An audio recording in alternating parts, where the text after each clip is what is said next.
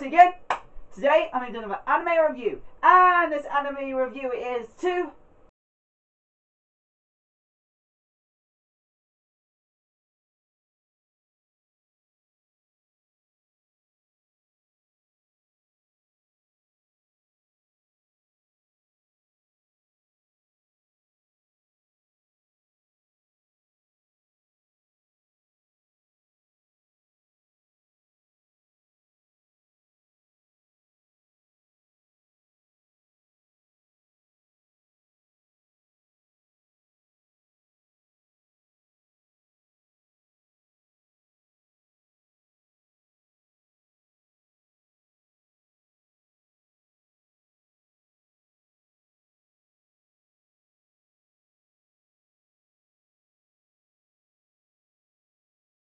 space episode because because first start at the start, guys. We got to, it starts up with telling that the school semester has now ended, and now they're about to go to their summer break. And it's a lot different in that country. If I have not told you guys, they do their schooling by a yearly basis. So every year, like every proper year, so 2015 goes to 2016, they'll be in the next year when it goes to that situation. Because when it comes springtime, that's when they start their next year. So technically, they start so their first semester has ended. Now they are in the summer to have their summer holidays.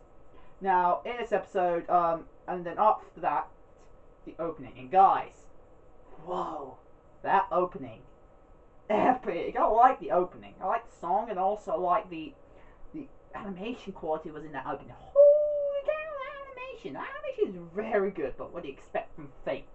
Fate animation is always great, even though the art style and again the animation is a lot different to Fate's Staying Unlimited Blade Works and the original Fates and Fate Zero and the original Fate series.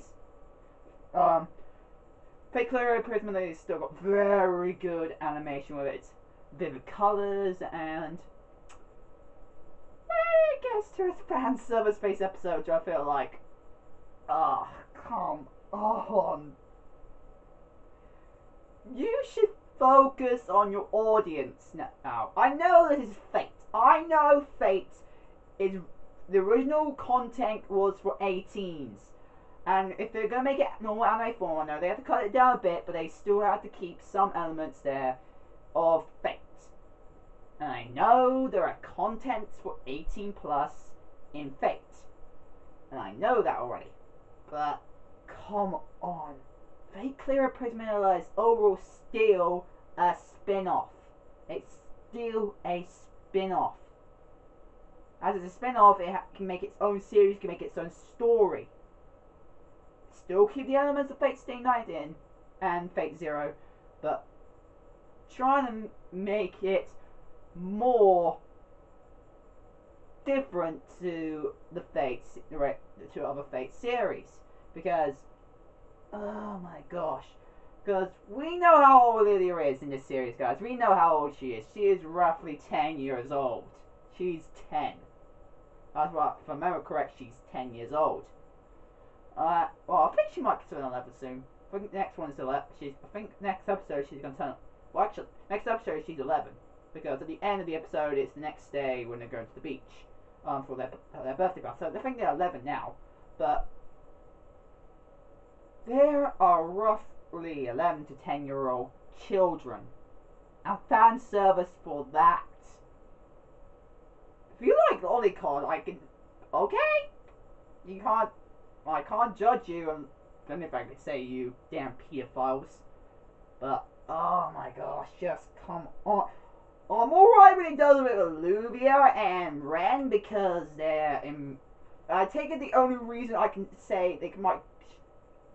The only time I would say Ren and Illya fan service, I'll be alright with that, and with Lydia's mother, I like that kind of fan service with them, because they're over the age of freaking 10 years old. That's over that. I think I will accept Egypt is the only the only age this is the age limit I'll accept to see fan service for. Ages 13 and above. That's the only time I would like to see fan service. I want to see it on people that are 13 or over. Except outwardly, because that would be... Ugh. But you know what I mean. Basically... I want to see them in...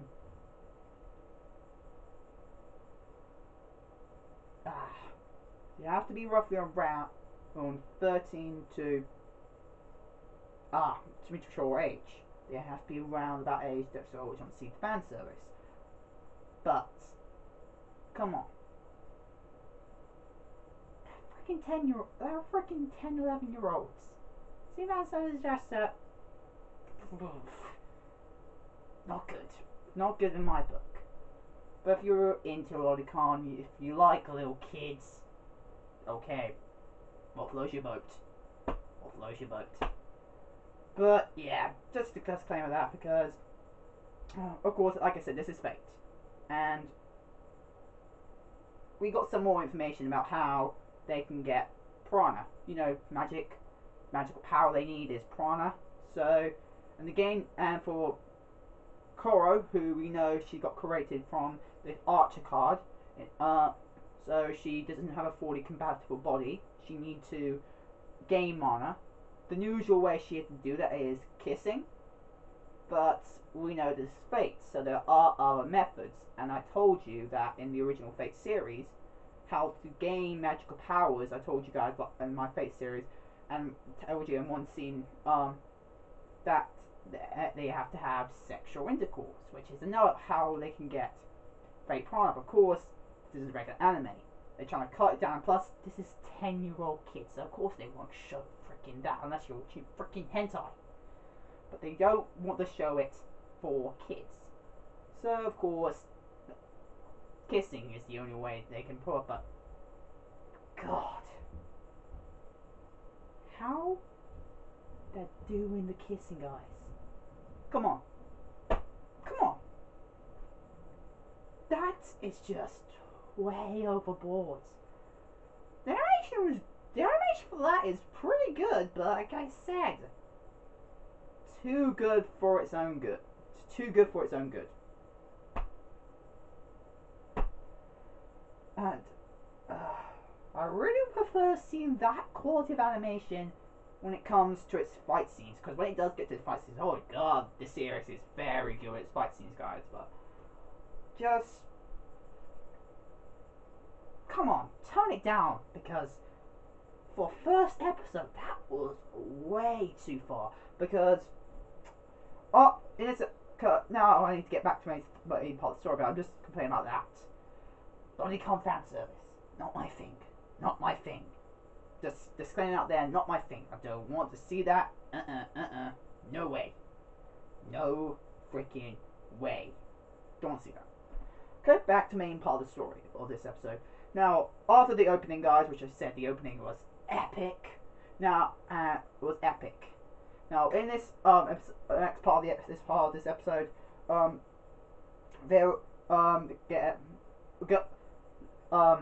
Lydia, Koro, and Miu and their friends are about to buy swimsuits for next days, but for Lydia and Koro and Miu's birthday party at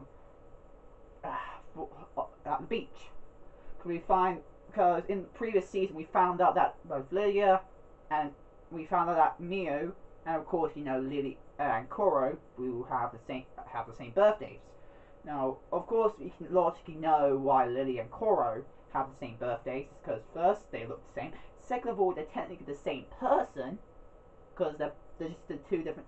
Because after the fusion with the card and stuff, the Archer card turned to Koro, like I said, who took on one side of Lydia that got sealed away, because she's supposed to be the Holy Grail, like I told you guys about. If you guys have watched the series, we also find out that but we also do find out that Miu does have the same birthday as Koro and Illya, which, okay, that is interesting. That's interesting, finding out they have the same birthday.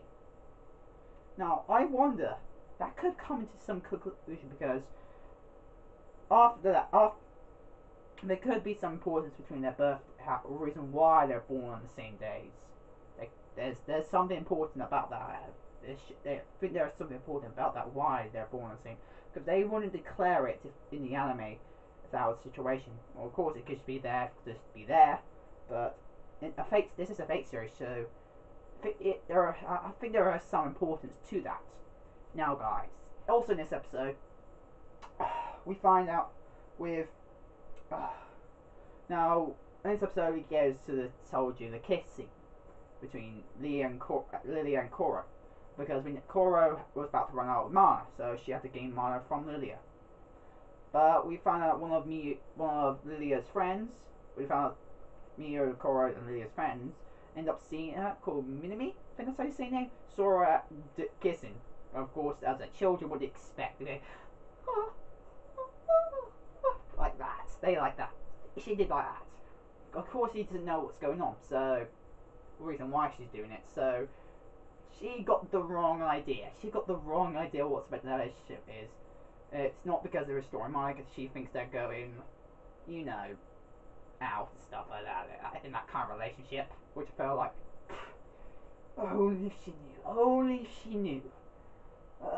But no, they hadn't. Well, anyway, after that, and that's basically the fan service, one of the main fan service based scenes, which I thought, God, come on, like I said, I'm not gonna complain more about that. I already played that bit. But anyway, next after picking up Spencer, they went home, and of course, we found out Mia is staying over with them because, you know, the last episode from the last season, the house that Luvia and Mia were staying at got destroyed, because, you know, that big mansion. Holy cow, they were staying at that. They were living in that house. Got destroyed because of the battle between her name, I remember it was Zerzets, I think that's her name. I might be wrong. She is part of the Fate series actually, but I remember she's in another Fate series. But she is part of the Fate series. I know that she's one of the main few characters you see in the Fate series, which I have not read the novel for yet, because I know it's in she's in one of the novels, but I know she's not in like this novel, because I remember she was the original master for Lancer, but she ended up starting. And I heard that at some point she also becomes Avengers Master some points in the Fate series, so I'll be interesting. Now, speaking of, and then of course from a lot of different fan service again and blah blah blah, and it ends with the episode and going to the beach and blah blah blah. Remember that, and that's it. Oh god. Now guys, here comes now some more serious talk. Now, this is still Fate, so of course there is going to be some dark elements when that opening, guys. Holy cow, there is definitely a lot of dark elements there, and serious elements, because we get like a little flashback in the opening, which we're going to see quite often, about Miyu having a flashback of chains like Rider chains, but again, not like Rider. Those chains, reason that I feel like that could be Avenger. I don't know, can Miyu be Avenger? It's a possibility. But again, also because there's an 8th card, if you guys remember, from last episode, it revealed an 8th card. There's been hypothesis it could be Gilgamesh, but it could also be Avenger. Now, if it's Gilgamesh's card, but yeah, again, it doesn't really tell us the proper names of the caster cards, class cards. It doesn't tell us that. They don't tell us who they are. They tell us what type of the card they are, what summon they are, but they don't tell us the name.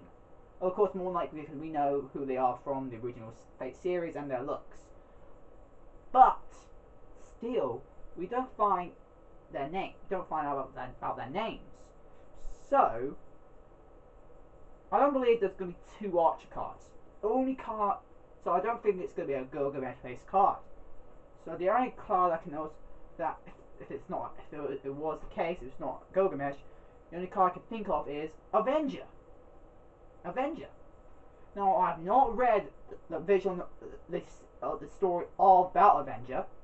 Now, because I think Avenger does come in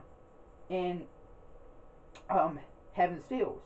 Because I have not got to Heaven's Fields. I'm still on the Unlimited Blade website on the Vision novel.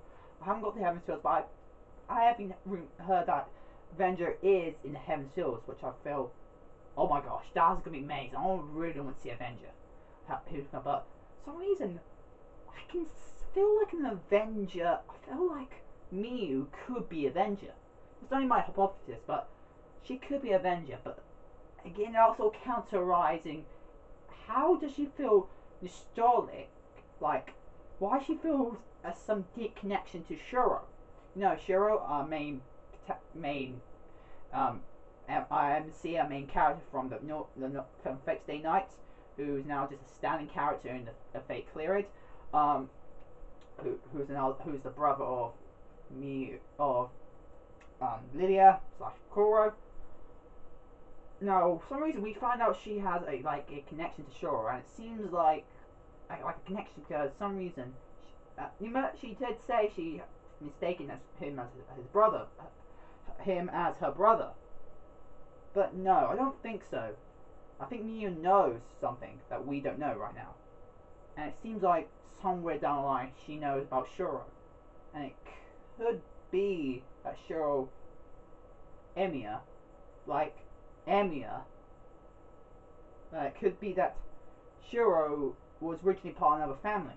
Of course, because we know he was an adopted child, but he could be originally part of Miyu's family, because we know Miyu had to change her name to get into the school and stuff and hide identity and stuff.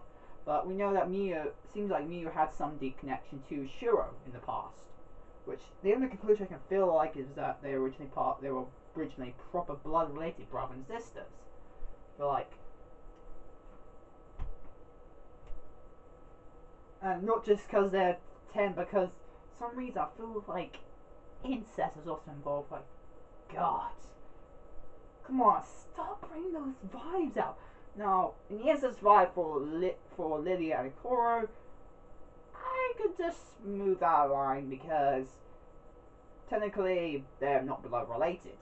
But with Miyu, it's gonna be hard with the incest side, because the reason I feel like this part might be incest is because there's a possibility that she could be related to Shuro, probably blood related. So, oh crap, because we can tell she has technically feelings as well for Shuro as well. So go oh come on, just get that stuff out. They're 10 years old, so pedophilia already, and not just that, sister or blood relation in there. Incest, oh come on, that is just crossing the line. But this is anime. What do you expect? Japan is just weird. Because incest is wincest. Incest is wincest.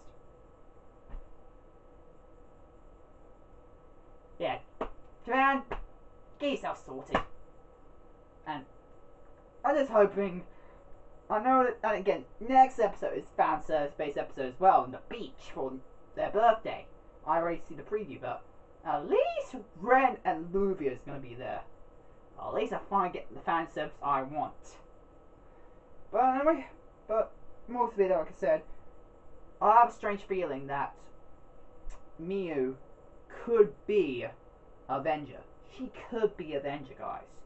Have you ever think about that? Because they have feminine guys, different characters in our religion and stuff, and also how they change Archer, Shuro's future self, into Koro, Lydia's other half, who is Archer, the projection magic and stuff, and it's technically Shuro. Either way, guys, you can't exclude if you think in the Fate series, Archer classified as Shiro's future self, even though there's a different dimension now, it was still technically Shiro. That is still technically Shiro. Because we know he's the only one who has the capability of protection magic like that. He's the only one. But overall, I mean, that's a deep discussion I have to have there for this episode. So yeah, that's all I got to say, guys. So, alright, guys, I hope you guys like this review of Fate Clear Prisma Illya to We Herz episode 1 review, guys. I hope you guys like it. Been trying to fans today. If you guys want to send me fan mail, go in the description below. And my address is there, and you guys can send me anything. And yeah, hope you guys like it. Comment, like, and subscribe, and I see you guys later. Bye, guys, and have a great day. Bye.